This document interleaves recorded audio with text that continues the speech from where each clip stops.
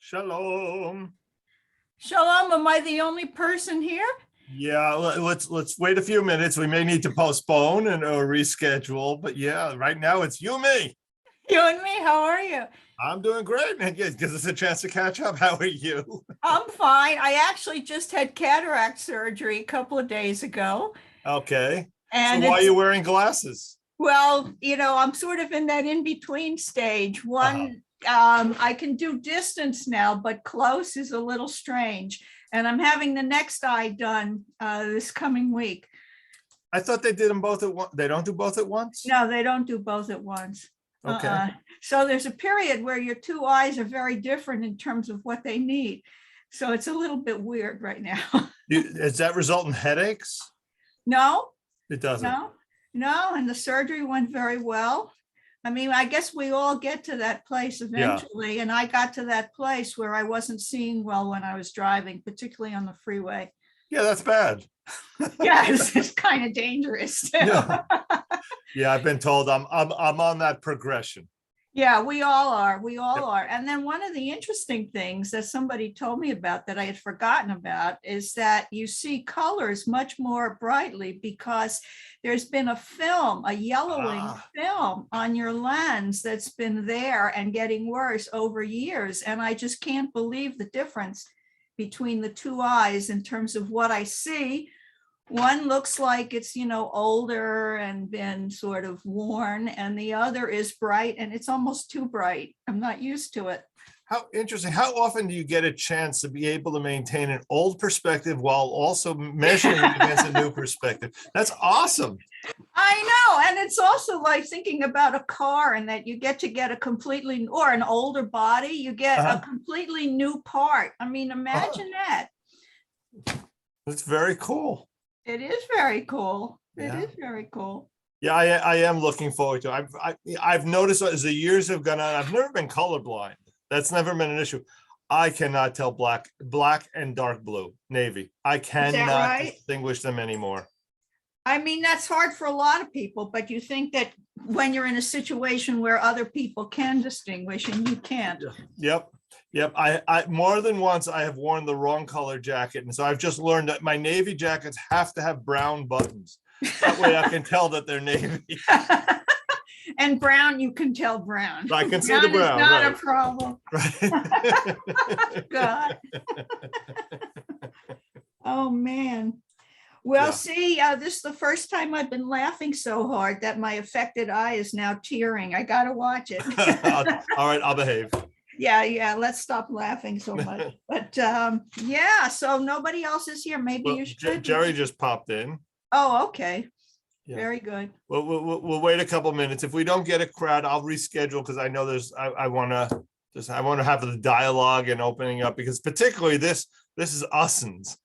Texas history is It's right. Is here. Yeah. Yeah. Oh, wait, we have a shot here. Really? Someone else? Ah. All right, good. If we have 3 now, 1 or 2 more will pop in. Good. Okay. All right. Good morning, all. So wait for Marcia to pop up on the screen here. Okay. Yeah, I think so. Yeah, we can hear you. Give me. I better shut myself off. There we go. How you doing? I should. Thank God. Oh, you hear it? You still hear it? Oh God. All good. All right. I'm going to wait 1 more minute and we'll get started. Jerry, it looks like a very comfortable chair behind you.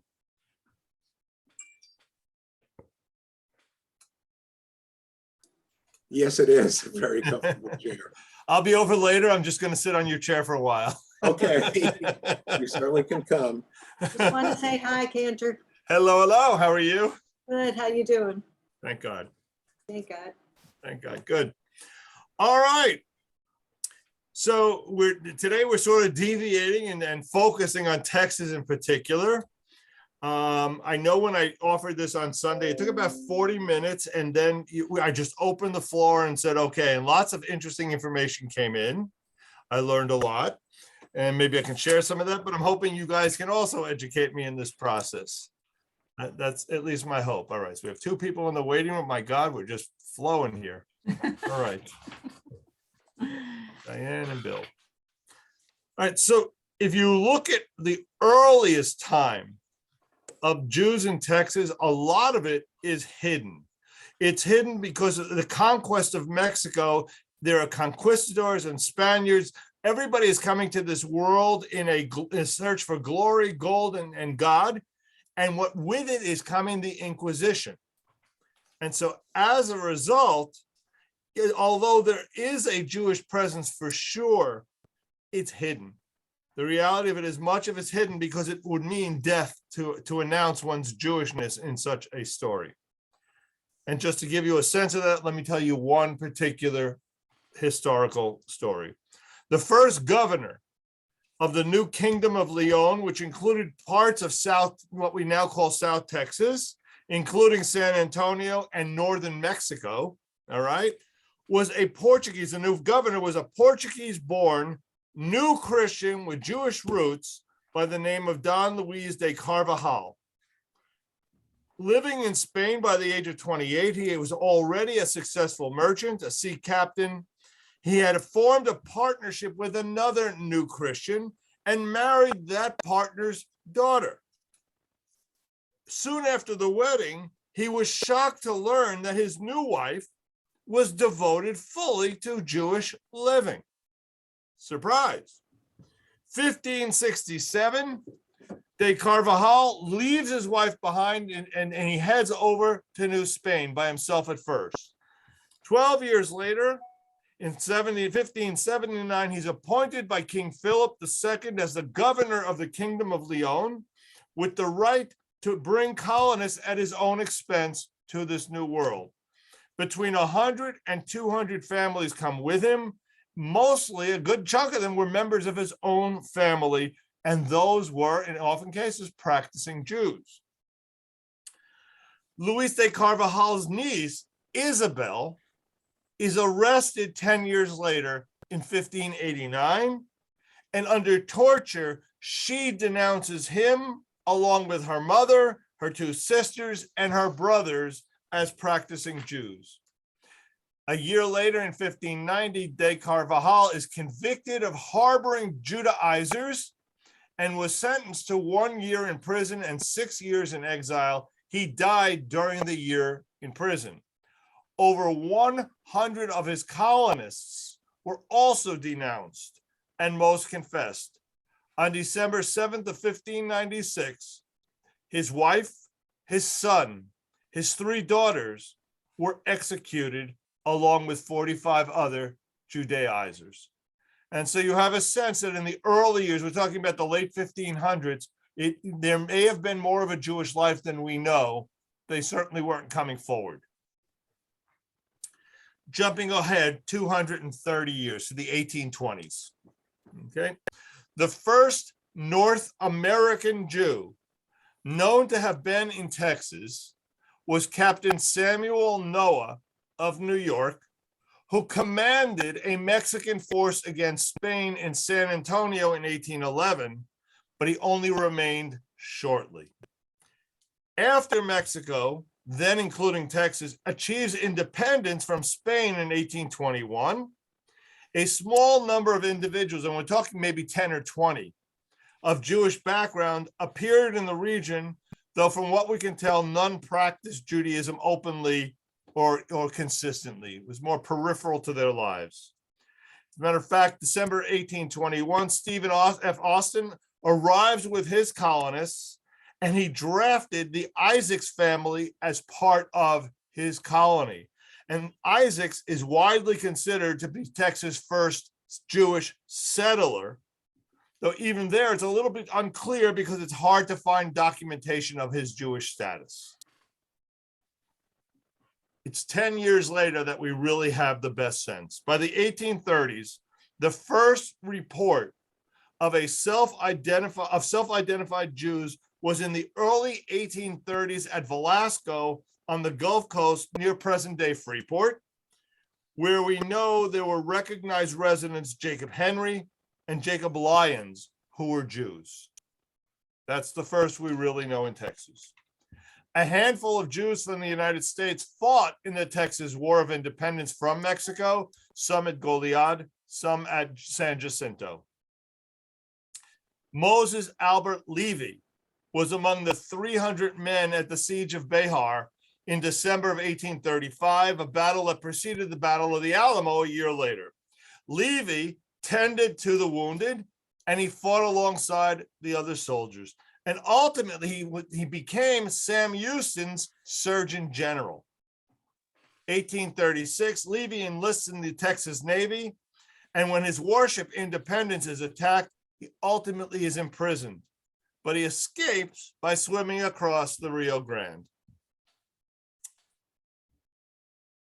Many remained afterwards, after independence, in this new republic, which with constitutionally guaranteed religious freedom, and as a result began to attract more Jewish settlers. But you should know it's mostly of Central European immigration. It's not the Eastern European Jews that are coming later. It is primarily German and Eastern and Central European Jews. Independence won, as I said. Texas is eager to attract Anglos, and they are giving out contracts of land. So Jews are drawn by Texas' promise and its fertility. Thousands of Jews arrive to build towns and cities and farms and ranches. and 1846, after Texas joins the United States, the Jewish population grows even more so. And as Jews gather in the state's largest cities, they begin to be a part of the shaping of the rudiments of institutional lives in those cities. In Galveston, two families in particular, the Dyers, D-Y-E-R, Dyers, and the Ostermans arrive in Texas in 1839, and they form the core of a growing merchant class that also included Michael Seligson, who was elected Galveston's mayor in 1853. So you have the Dyers, the Ostermans are the two first major families in Galveston. In the year of 1852, the 6-year-old child, they have a daughter who passes away. And the family establishes the first Jewish cemetery in Texas, in Galveston, land donated by the Ostermans, the other family. All right. And they invite a New Orleans rabbi to perform the burial. And that is the first recorded Jewish religious service that happens in the state. Okay. So again, I don't know if you've been to Galveston, but I did a funeral a number of years ago at that cemetery. In Houston, the first recorded the first city's permanent resident Jewish residents were Louis and Mary Levy, who purchased a plot of land for use in a Jewish cemetery as early as 1844. So you see the Jewish value that the first land, the first possession is not a synagogue. It is not a JCC. It is a cemetery. That is, when Jews move into a community, the first thing that is needed is a Jewish cemetery. 1850, Levy writes, thousands of acres of land can be bought with settled portions of the state for the small sum from 25 cents to $1 per acre. How do I get me some? All right. And what he's doing is he's trying to persuade other Jews to come here. And you have inducement in the press from men like Levy who feed Texas fever. And the Lone Star State becomes a destination of Jewish adventurers, opportunists, and pioneers.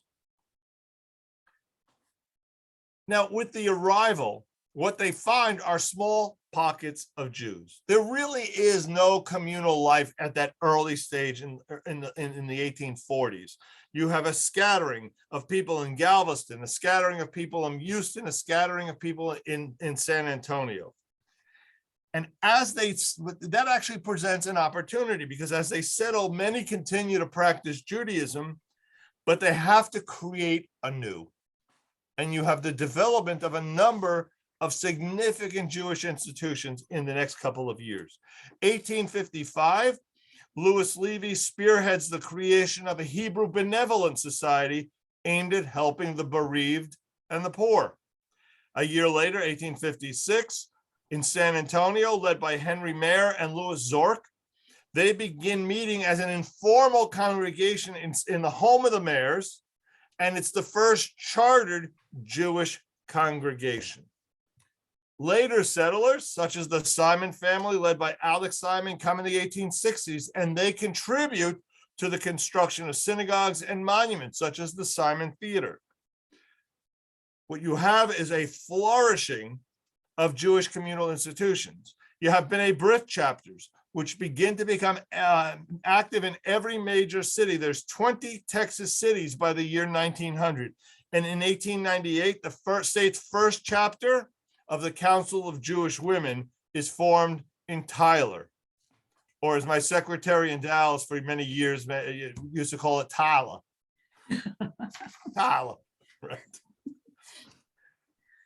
1856, you have, as I said, you have the What first. was it that you just said happened in Tyler? I didn't get it down. In Tyler, is the first the Council of Jewish Women, Yeah, Council of Jewish. 1898. 1908, the Texas Jewish Herald is established in Houston. Today we call it the Jewish Herald Voice. And it's among the longest running Jewish newspapers in the country, although it's suffering like newspapers in general. And I'm not sure what its future is. But right now, it stands as one of the longest in the country.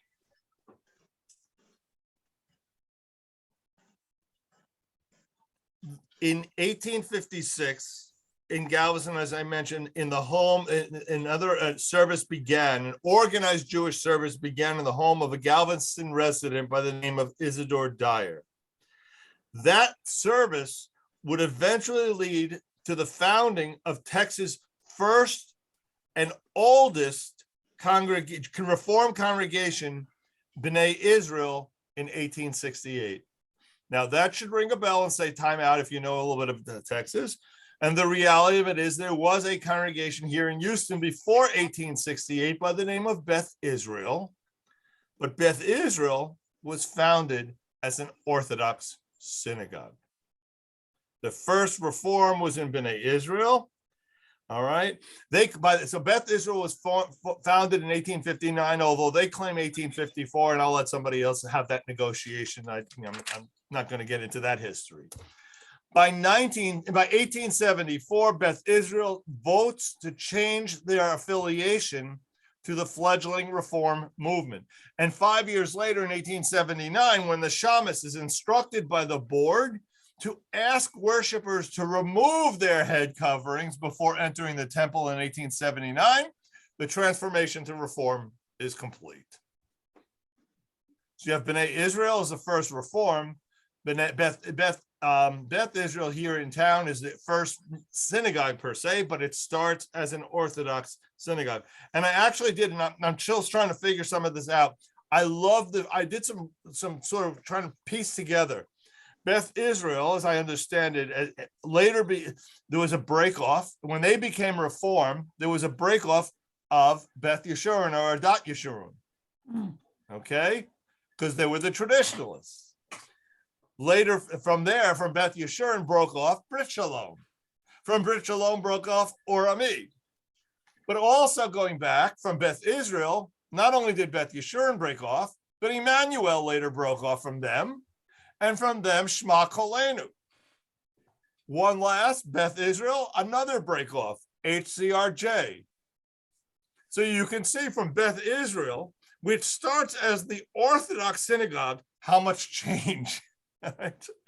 It's also indicative of we Jews simply can't get together and have a conversation and work things out. We break off. All right. The short period of time of the Civil War, there's a disruption in this development. And Jews are divided during this time in Texas on the political issues of slavery and secession from the Union. Some own slaves, most do not. Some speak out or vote against secession. Others are fighting in the Confederate or the Union Army. And so you have a representation across all perspectives at this time. After the war is over, Jewish veterans from both sides, both armies, return to their homes in Texas, or there are others who are now migrating to the state of Texas for the first time. It's part of a larger union. It's a place where slavery theoretically is no longer happening. Ironically, while there are Jewish immigrants traveling to Texas to gain the right to own land, and that's what we're seeing, land rights at the same time are being denied to other Texas ethnic groups by treaty, by force, or by fraud. Hispanics along the Texas-Mexico border are trying to reclaim land and property that they feel is felt was unjustly taken from them. Right? So those who like to claim that Israel is the first to ever take land from somebody else, well, yeah, I think there's plenty of history to refute that one. All right. You also have Native Americans who are being driven from Texas lands and exiled to Oklahoma. I'll stop for a second. Any comments or questions or thoughts? Wisdom, bring on the wisdom. Okay. Well, yeah. Later, this is right after the Civil War. Right. Okay. Right. Okay. going forward. During this time, you have the birth of the KKK here, and it brings a reign of violence and terror across the state, aimed primarily at Blacks in its initial state. Obviously, they weren't Jew lovers either, but their initial targets were Blacks. While the Texas population is growing, while the Jewish population is growing and prospering, Black Texans are leaving in large numbers for better opportunities, primarily or in places like Kansas. So you've got Native Americans fleeing to Oklahoma. You've got Black Texans leaving for Kansas. There's a fleeing of many demographics at a time in which Jews have finally found a place that will say hello. Many of the Jews who come here choose to live in Galveston and San Antonio, the state's two largest cities at the time. Others move to small agricultural communities and towns. And what they're doing is forming businesses along the major railroad routes. E.M. Kahn chose Dallas for his store because this is how he described the people there. He said, people here walk fast and talk fast. Here in Houston, Jews helped to organize the Ship Channel Company and the Board of Trade and Cotton Exchange. 1874, Temple Beth El in San Antonio is founded. It's followed by Temple Emmanuel of Dallas in 1875. 1891, a traditional group of men from Russia and Poland split off from Beth Israel, that's what I was talking about, and they form out of Yeshurun, an Orthodox congregation here in town. Now, why would, for the general rule, again, the shift to reform for many, and there's new breakoffs that are going Orthodox, but the shift to reform for many is because the reform movement is well situated to Jewish life in a primarily non-Jewish Texas world. Dietary laws, kashrut, is being abandoned because kosher meat not only it was so difficult to get, even if you were able to have it shipped in, it often arrived spoiled. So life here as an observant Jew is really challenging. Sunday schools, choirs, sermons, organs, all are being adopted in the manner of a Christian church. Sermons were not common in the Jewish world on a weekly basis. Neither were choirs, neither were organs, neither Sunday school. Think about conceptually, all right? They weren't part of the Jewish world. Reform rabbis were referring to themselves, you can see the adopting, as reverends. Head coverings are no longer required and often not even permitted. And women, think God forbid, women daven right next to the men. How radical. I hope you realize tongue in cheek. As in other southern and western areas, Jews are initially attracted to Texas because of its economic opportunity in an expanding region. From the coastal commercial centers of Galveston and here in Houston, Jews participated heavily in the cotton trade. Jewish retailers, however, followed, as I described, the state's burgeoning rail system. And by the early 20th century, Jews were present in at least 70 different Texas communities, many operating the only retail business in town. In larger cities, Jews dominated the retail industry and built many of the state's premier institutions. You'll recognize names: Sanger Brothers, Neiman Marcus. All right. And as they are prospering with that, Texans are building new synagogues and new temples to accommodate larger populations and edifices. They're building buildings with impressive brick structures. And the significance of that is brick is permanent, as permanent as you're going to get. It symbolizes the sense that Jews felt they're here to stay. They are here to take their place alongside Catholics and Protestants and to build communities and to lead communities. Again, I'll stop for a second. Yeah.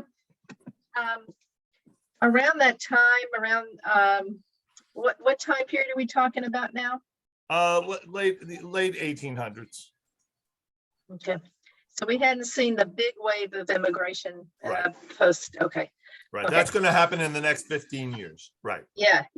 So I'm about A to lot talk of- about the Galveston Plan in particular. right, yeah. So my father's grandfather was brought over around the turn of the century, about 1902, maybe, Mhm. to Dallas to serve there. His name was Mordecai Bernstein. And anyway, so he was brought over with his family to serve there. And they really didn't have they did have eventually a space they used, but it wasn't their own building. So I think that, you had to have a lot of wealthy congregants to build a building. Yeah, for sure. That's true today. Yeah, I mean, and the upkeep, I mean, it's Right. not what it was Right. today. It's not just building it. It's, 15 years later. Okay, what went wrong? I think, Bill, you're about to get involved in the finances here. Half the game is, all right, how do we fix what's broken? Yeah, well, that's part of it. And I have a Yiddish, I donated it to the Yiddish book club, archives. But I have he had a rabbi's manual. And of course, on one side was English and one side was Yiddish, because he knew the Hebrew, but to give a lot of sermons and funerals and everything in Yiddish. So Right. it was kind of interesting. Yeah. Yep. Yeah, and you can imagine that alongside the German Jews being here, you have clear, when language is a great divider. Mhm. You can imagine it took quite a while for those communities to integrate. Yeah. All right. The Galveston Plan, financed and directed from New York by Jacob Schiff, was a plan that sought to divert the flow of European Jewish immigration to the Texas Gulf Coast, bypassing the crowded ghettos that had formed in New York. So what year did it start, Mark? So between 1908 and 1914, That's what I thought. Yeah. 10,000 European Jews passed through Galveston as to the western states. Galveston was chosen for several reasons. I'm going to share with you several reasons I had, and then one that Sandy Weiner informed me about as well recently. So what I have is the reasons for it, why Galveston was chosen. It has an existing rail connection to major cities in the southwestern and midwestern states. 2, there was already a German steamship line that was making regular stops there. But most importantly was the presence of a rabbi by the name of Henry Cohn, who had served in the community for 18 years. He had been active in the process of trying to rebuild Galveston following the 1900 hurricane. Rabbi Cohn made it his practice to meet every ship that arrived, and he worked tirelessly to arrange for food, for shelter, for jobs for the newcomers. Now, one of the things Sandy shared with me as well, why Galveston, for example, and not New Orleans? And he said that New Orleans had was already a larger structured city. And what these planners did not want is for the Jews to come in and all settle there. They wanted them to disperse throughout the West. So they deliberately chose Galveston, which was not nearly as developed as New Orleans at the time. I have a funny story, real quick. Please. Yeah, you may remember her. She was the kosher caterer in Dallas, my Aunt Zella Sobel. So her father had his wife died in childbirth after the 4th child. They sent for a bride. She came to Galveston, but Rabbi Cohen married them on the boat because single woman, they wouldn't let you get off the boat because that meant you were only going to be a prostitute. What else did you have to do? So he came with the wagon from Waco, Texas, and he took her from Galveston on the boat where he got married. So he did marriages. He did all kinds of things, Rabbi Cohen. Yeah, and that is incredibly important. I actually just finished a book that was given to me called The Third Daughter. Yeah. About right, so what I'm talking about, women who came over to the Americas, and basically were sold into prostitution because Right. that's what was done. So that makes a lot of sense to me. Get them married on that boat. Yeah, so they couldn't get off the boat until Rabbi Cohen did the. I love it. And there for a long time, I don't know if it's still there in Galveston in front of the public library, there was a statue of Rabbi Cohen. And the drill used to go that Rabbi Cohen would give everybody who came a can of sardines, a Mhm. blanket, right? Mhm. And something else, and then send them on their way, right? One more, okay. So the Galveston Plan is, yeah, please, Diane. It just, I don't know if you said this, we're having carpet waves, so I'm in and out, I'm sorry. Years ago, here in San Francisco, there was a play at the American Conservatory Theater about, I can't remember the name of it, the landing in Galveston. And that was the first time I had ever heard of it. That's got to be 20 years ago they did this play. I'm sure they did it in Mhm. Houston. Yeah, when I came to Dallas, I had no idea. When I first moved to Dallas, no clue. And I remember going to the kosher butcher, and he has a relatively heavy accent. And I just automatically assumed that he had come from New York. You would think I had stabbed him. He was very proud of his Galveston roots. And don't you, it's like I had to run away. There are several books, not only at the Texas Historical Society, Jewish Historical Society, but there is one by Natalie Ornish in Dallas, and then there's Biederman's, and so there's about 5 books on Texas Jews and how they came. Yeah, well, And there was a play here about how they came to Wharton, actually. It was a play. I know we have this one here in the synagogue as well. I Yeah. have it. And Yeah. some of our members, their families are listed here. Yeah, and there's Yeah. one from Dallas called They Came to Stay by Yeah, I've Biederman. seen that. Mhm. Yep. Yeah, there's several of them. And there's also an exhibit at the Texas Cultural Museum in San Antonio about the Jews. All right. So you have the Galveston Plan. As I said to you, 10,000 come, but that was not, the goal was much higher. And the result, it doesn't live up to the lofty expectations. And there are reasons. There's a tightening on immigration policies. There are changes in Russian governmental policies. There's economic insecurity. There's the duration of the trip across the ocean. There's the outbreak of World War I. There's federal immigration laws in the 1920s. All of this ultimately served to limit the success of the Galveston project. That said, nonetheless, between 1900 and 1917, the Jewish population in Texas more than doubles from 15 to 31,000 people. The large influx of Eastern European Jews, as Sandra had mentioned, is after 1900. That basically, we know that. The greatest majority of those newcomers to Texas at that point, after 1900, are Orthodox.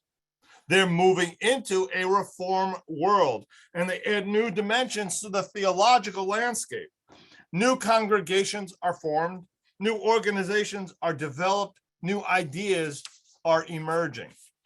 And you have a period of unbridled growth that is paving the way for all, both native-born and immigrant, to begin entering both the political and the personal life of the greater community. Today, and I'm not done, there's plenty more to go. Today, although Texas is the state with the second largest population in the country, after California, it ranks 10th in terms of Jews. In part, this is because a large part of the Texas economy remained heavily agrarian, even after World War II. And so migrants they were seeking the mercantile opportunities. This wasn't necessarily the number one place to go. You have larger Jewish communities in California and Florida where those opportunities were greater. Now, how long those shifts will last, your guess is as good as anybody's. I want to talk a little bit now about Zionism in the state. The predominance of classical reform in the mid-19th century partially explains the anti-Zionist sentiment that prevailed in Texas until World War II. All right. There were Zionist organizations that nonetheless were strong, but often what happened is they were led by European educated rabbis and sustained by the growing influx of Eastern European immigrants. Dr. Sigmund Berg from Vienna founded the first local Zionist organization in Texas and possibly even in the United States in 1897 in San Antonio. 8 years later, and this will tell you something, the Texas Zionist organization was formed to coordinate Zionist efforts across the state. So that's telling you that you have the first one in 1897, and about 8 years later, there's a need to bring together the efforts. So there's a number of organizations developing during this short period of time. Also, the whole thing is being led by this Dr. Berg. The organization began in Houston, remember, by the Orthodox congregation of Adath Yeshurun, and which supported not only a Jewish homeland in Palestine, but Hebrew schools and Young Judea chapters. In 1914, the state's first Hadassah chapter is chartered in Wharton. In the decades that, Sandra, yeah, you need to unmute. Wait, two things. One is, the chapter in Wharton did get Henrietta Zoll to come in a wagon. She came. Henrietta Zoll came from the Wharton Hadassah thing. And also, I want to tell you that my dad, there was a rabbi in Waco, Texas, at the shul there that started the first Young Judea. I can't remember his name. He was a redhead, very firebrand guy of Young Judea. And so my Aunt Alice's brother was Joe Siegel, was the first president. My dad was the second, and then my uncle David Kaplan was the third president of Young Judea in Texas. So we have a long time of that happening. But yeah, I'd be willing to bet that's the shul that Gordon Fuller went to serve as rabbi. Yeah, eventually, yeah, that's the same one. Yeah. But you know, and as far as kosher stuff. So they had what in Waco that the rabbi put a hechsher on a certain cow that she should only be fed a certain thing for Pesach, so the milk was kosher. So, so they were very innovative in all the different rural communities that they had to innovate because they didn't have a lot of the services like a burial ground, a Hebra Kadisha, all those things that come with more people. So I am intrigued with the question. I know the cows are vegetarian. I mean, they don't eat meat. What is it a normal cow would eat that causes a problem? Well, they didn't want them to eat wheat. So, okay. They didn't eat wheat. So they only ate grass. So for the whole month before Pesach, they would have all the cows only eat. There's a whole story in the Texas Jewish History Society about it. And there are many records of lots of innovations when you're, not in a big city to come up with things of a kosher hechsher and, who has what. And my dad was not the mashgiach, but he was the Houston kashrut, the Dallas kashrut guy that went around to all the chicken farms as a volunteer to make sure that the shachet was doing it right. Right. So they all had volunteer jobs as well. But Young Judea did have, even in those days, it reached out to the youth and they really did build some chapters. And that was a good thing because right after the war, several of them made Aliyah from Houston and Dallas. Yeah. Very nice. All right. So right before the war for Israeli independence, the idea of a Jewish homeland in Palestine slowly is gaining in popularity, clearly, but it's not without heated and painful debate, a debate that is shockingly aired in the larger community. Many Reform Jews thought of themselves as Americans first, and they feared that the Gentile community would perceive Zionism as disloyal Jewish nationalism. Beth Israel here in town is torn asunder because they adopt basic principles one of which repudiates Zionism. Hello, Temple Emmanuel.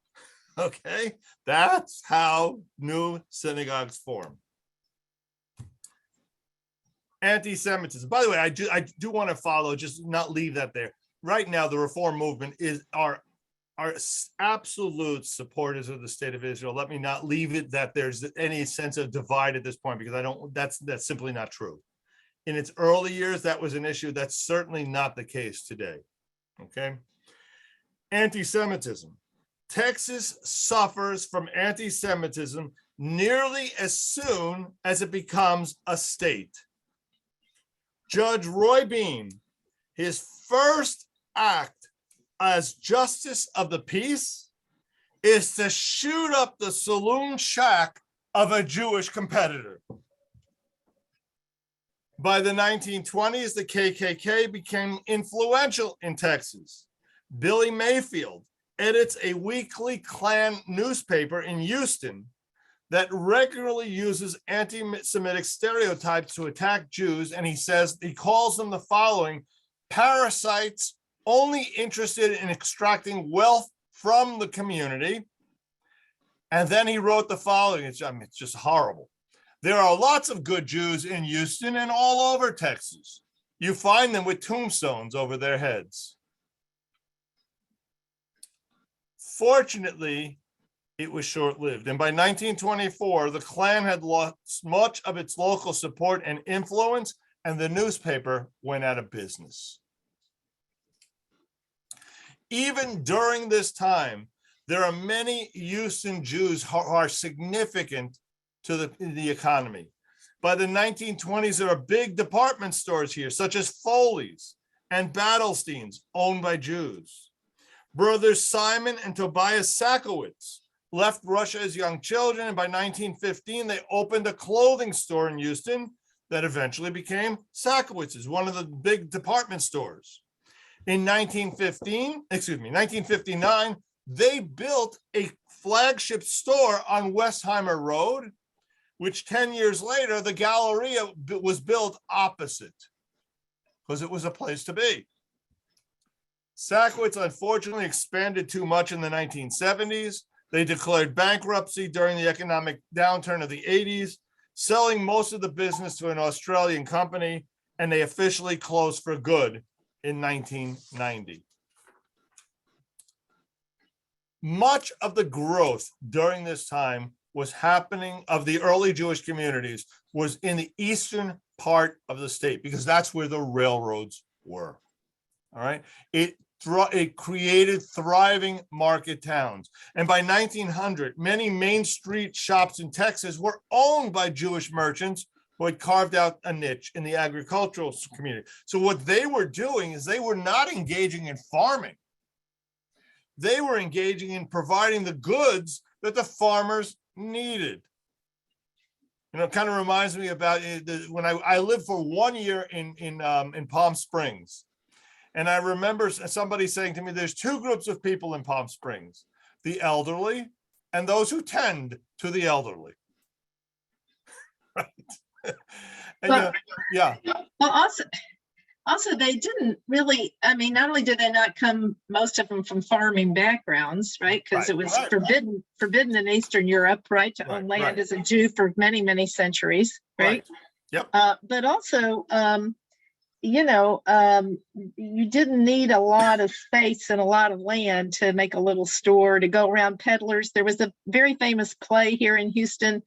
I think Jean Harlock is the descendant, about it, Jewish peddlers that went around Texas with their wagons and their horses and eventually their little cars, because they could make a little bit of a living going as a peddler. And you didn't have to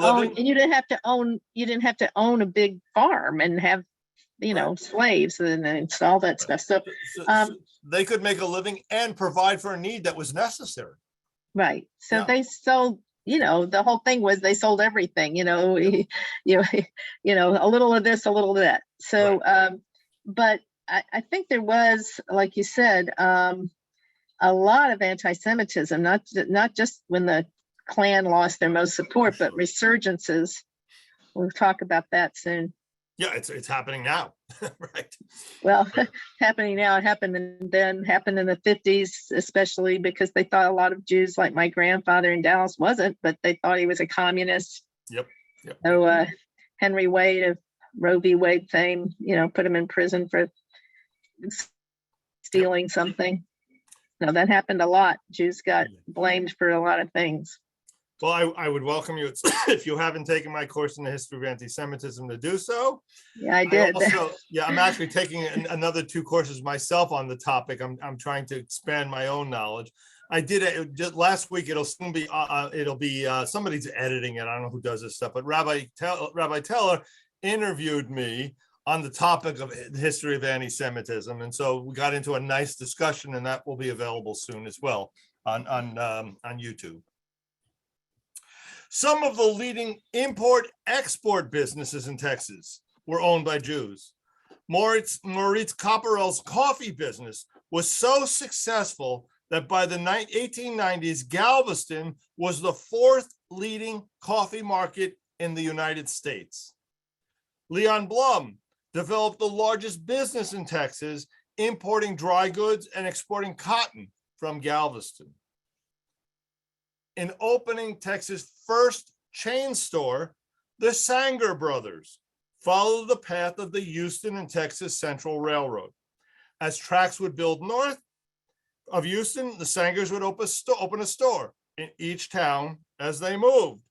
Between 1865 and 1873, the Sangers opened stores in 13 different towns, Waco, Dallas, where their family members would just follow and just open the store in a new location.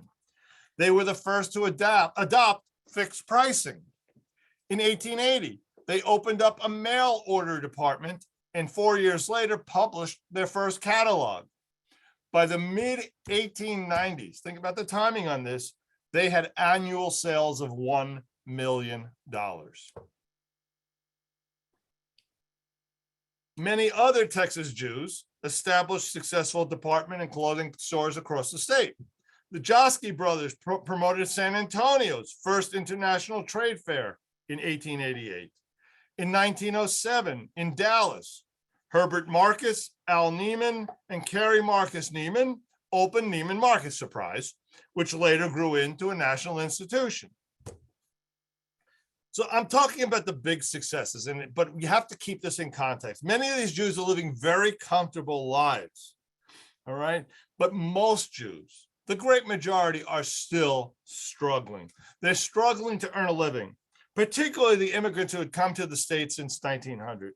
They were working hard to establish themselves, to learn English, because you're going nowhere until you know the language, taking out citizenship papers, educating children. And so you have the Jewish concepts of tzedakah and self-help manifested in the creation of the Hebrew Free Loan Society, which gave interest-free loans to small businesses. Still does, by the way. They still exist. In Houston and in Dallas, Jewish homes for the aged were founded by philanthropists. The other day I called it green and 7 acres. It's not green acres, it's golden and 7 acres. Green acres is Mr. Haney. That's a completely different thing. Joe Weingarten was a Jewish immigrant who thrived in Houston. He was born in Poland and became a very successful grocery store owner. He pioneered innovations of cash and carry and self-service grocery stores here in Houston, building a chain that reached 70 locations by the time of his death in 1967.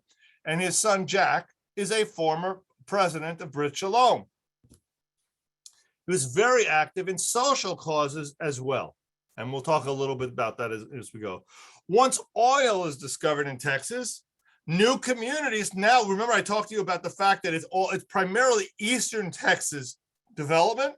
With the discovery of oil, now you start seeing other communities develop and new synagogues with it in places like Amarillo, San Angelo, Wichita Falls, or as I unknowingly called it when I first moved to Texas, Lubbock, but really it's Lubbock. All right.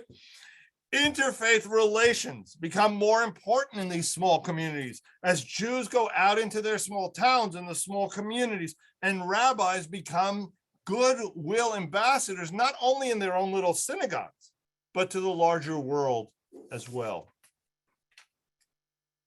Again, I'll stop for just a second. I have about another 5 minutes, but I want to make sure I get some comments if there are any. Okay. The rabbi from, I think Rabbi Malef here at Beth Yeshurun, I know, and the one at Temple Emmanuel that was there for so long had a radio program that they started in the 50s or the 60s, I think, weekly, that anybody could listen to. And so I think they were trying to reach out to not just Jews, you know, but also the community in Dallas. And there's a whole book about, you know, rabbis that reached out to, did different things to help with the non-Jewish community too, so they could be accepted more. Yeah, and here in town in Houston, as Rabbi Federo has had an ongoing interfaith conversation on the radio as well. So Right. yeah, There wasn't with other ministers. It was just like the whatever of the week, but the it was Jewish more, hour of the week. yeah, but it was more addressed to the public than it was just like Jewish scholarship or something. Fair enough. So in cities large and small, Jews have made a contribution, a significant contribution to civic life in Texas. Julius Sheps, Fred Florence were leaders of the Dallas business community and helped to bring the Texas Centennial celebration to the city in 1936. And there's a section of Interstate 45 in Dallas named for Sheps to honor his contributions to the city. Several Jews have served in elected offices. I mentioned before that Michael Seligson was the mayor in Galveston in 1853. 4 other Jews have served as mayor in that city, and Jewish people have been elected mayor in 35 different Texas municipalities. In 2009, Joe Strauss of San Antonio became Speaker of the Texas House of Representatives. United States Congressman Martin Frost and Robert Strauss spent several years as head of the Democratic National Committee, making their mark on national politics. In recent years, Jewish Texan Michael Dell, is founder and CEO of Dell Computer in Austin, has helped to create a high-tech renaissance in the city, in the capital city with his industry. He and his wife donated a large piece of land that now serves as a campus, a Jewish campus that includes the JCC, a synagogue, and numerous other institutions, all on one piece of land in Austin. Dell's also active in charity and civic affairs, including helping to fund the Dell Children's Hospital in Austin. And then I found this trivia good. He also helped find the Dell Diamond Group, which supports the Round Rock Express AAA professional baseball team owned by Nolan Ryan and his family. So we found a fellow baseball fan. I got to get in touch with him. Other philanthropists here, particularly in Houston, we have Ben Taub. All right. Taub was born and raised in Houston and became a leading real estate developer. He donated the land for the University of Houston when it was founded in 1936. He helped Baylor College of Medicine move to Houston. He founded the public charity hospital that we know as Ben Taub Hospital today. Leopold Meyer was a major donor and fundraiser for the Texas Children's Hospital. He was a longtime director of 2 of Houston's most iconic annual events, the Livestock Show and Rodeo. You may have heard of it, and you need to go once if you haven't gone. That's a checklist for me. Pin Oak Horse Shop is another one. That one I didn't know from. In the most recent years, what we're seeing is Texas communities that flourish. We've grown from 60,000 in 1960 to, I think I saw a report of about 175,000 Texans, Jewish Texans now. Cities such as Houston, Dallas, and San Antonio have seen significant increases in Jewish population. But at the same time, while the major cities are growing, smaller cities and towns have experienced significant decline in Jewish population. So congregations have closed in Wharton, Laredo, Corsicana. 2 congregations in Corpus Christi have merged. And Galveston, I can tell you, both congregations are in trouble. A merge is on the horizon, and how long that lasts is questionable as well. So there's a growth in the major cities and decline outside. With that, I finish on Texas history. Comments? I certainly haven't covered everything. I know that. I didn't cut, I'm not going to cover, 200 years or 150 years in a short period of time, but I'm giving you a flavor. I think the Dell name is also on the new medical school in Austin. Oh, very nice. It is, yeah. And he was raised here in Houston, Michael. Michael, yeah. And yeah, I know his mom and dad. And yeah, so I think that it wasn't that much different in Texas, except that Texas is so much larger than the surrounding places like Oklahoma, Louisiana. Right. When I was in USY, we included Mexico, and Mexico City is part of our region. Wow. There's a drive. Yeah, well, yeah, that was fun to have a convention in Mexico. But I think that the other thing that happened is, you talked a little bit about it, but I think that there has been and continues to be. I'm not saying that it's only in Texas, but there's always been a really high rate of anti-Semitism here. Mm-hmm. And I think that I'm not saying we're the only place, obviously, that experiences that in 2022. Would you suggest it's worse in Texas than in other central states? Well, I think, we have a larger Jewish population, so maybe that's part of what, than the states that surround us, right? New Mexico and Oklahoma and Louisiana are small, places compared to But Texas. the presence of Jews has never been a determining factor for anti-Semitism. Right. It exists in our absence. Well, the John Birch Society's home was Dallas. Okay. Yeah.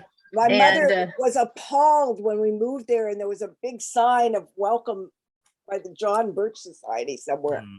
Yeah. So and the KKK did and their, cohorts have done a lot of, killing as well as hanging, as well as imprisoning. So I think that Texas has a unfortunate history and still goes on. With all minorities, I mean, on this, I don't think it's specifically targeted at Jews. I think Texas can be basically a place where the values of a KKK can be very strong. The same thing is true for the Black community, as I described the Hispanic community. It's true for Native Americans.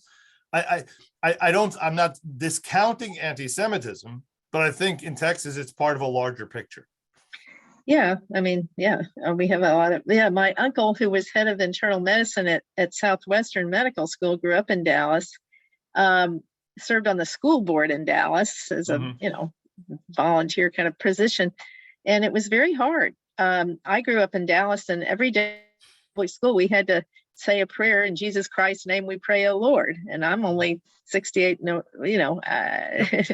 every public school I knew, you had to. That's true until they outlawed public prayer. But even then, I worked in Maypearl, Texas, my only year of full-time teaching. And it's outside of Waxahachie, and nobody there knew anybody Jewish. I was the special ed person that in early days of special ed, learning disabilities. I didn't know what I was doing. But so they had prayers, even though you weren't supposed to, at the assemblies. I asked the superintendent, who was also principal, not to get rid of the prayer, which was illegal at that point. This was 1973. I asked him if they would just take off the last words. And he told me I could walk into the gym after the prayer. That's where they would have their assemblies, in front of everybody. That was his thing. Yeah, right. He wouldn't ask the ministers that were invited to Yeah. offered the prayer to There's do there that. are lots of ways in which it manifested, for sure. And and then when it was time for Hanukkah and he found out one of the teachers wanted me to talk about Hanukkah, he told us we couldn't because that was religion in the schools. So it's like, this is like, Everybody has their drosh. everybody had their thing. Yeah. But it definitely, that was outside of Dallas in a little town. I had a friend in college at TWU. I was the first Jew she met because she was from West Texas. But it isn't just Jewish, and I really want to emphasize this because I had a friend in Dallas. I mean, it's hard to believe when I say this, but he would tell me he had a friend, his grandfather who lived just south of Fort Worth would brag to him that he and the town sheriff had hung a number of black men.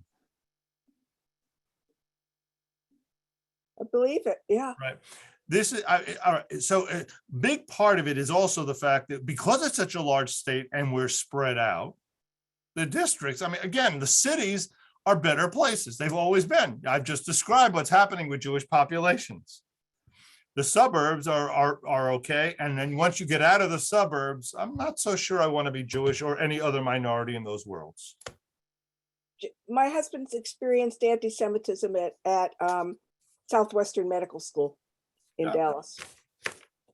It was there. It's just that we don't have this color skin difference. Right. Right. So it doesn't. We can hide it. We can hide it. And that's always been in a way, you know. All right, my friends, a couple things. One is that we're doing a 3-week series coming up on Sunday mornings at 11 o'clock, April 3rd, April 10th, April 24th. The first week, Houston Jewish funerals will be here, and they're dealing with end-of-life issues. And then the 2 weeks after that, I'm going to present on, and we may add a third session, on Jewish understandings, and I put an S there, of the afterlife. All right. And so I'd welcome you to do that. The second thing is I want to thank you. I want to thank you for joining me on this journey. We will continue in the 3 weeks with a different topic. Next year, we will be doing rabbinic times as a history experience. I'll be teaching on Saturday mornings about the book of Exodus once a month, and there'll be other opportunities to learn as well. If you're looking to just begin learning to read Hebrew, I'll be starting a class for that in the beginning of April as well. So that will be there. And it's really for people who don't necessarily know an aleph from a bet. If you're at the next stage, we're not ready for you yet. We may get there, but this is people really saying, I don't know an aleph from a bet. The part that you're going to teach in rabbinic times is going to be on Saturday morning? No, that will be Sundays. Be Sundays and Thursdays, just like this. Oh, okay. Okay. I got confused. Right. The Bible piece will be Saturday mornings at 9 o'clock and 9 to 9:45 once a month. But this class will be, and it'll be from late August until February, because March and April I'm going on a sabbatical. Oh, wow. Okay. So So the class in the beginning of April, that's only Sundays though, right? no, I will do that Thursdays as well. Oh, good. Good. Yeah, Sundays don't work. my intent is to try and give as many different options for people as possible. Thank All you. right, thank you. Thank you very much. It's been great. I've learned a lot as well, so I thank you. Yeah, I've learned I a lot. put in the Thank you. chat, I'm sorry, I woke up a little before noon, but I didn't sleep last night. I had a test early this morning. I had to be up at 6, so Well, glad you're here at the end. I had to sleep. Glad to see you, Rona. Okay. Bye, everybody. It Thank was a you. great Bye-bye. class. Bye. Thank you very much. I learned a lot. Bye-bye.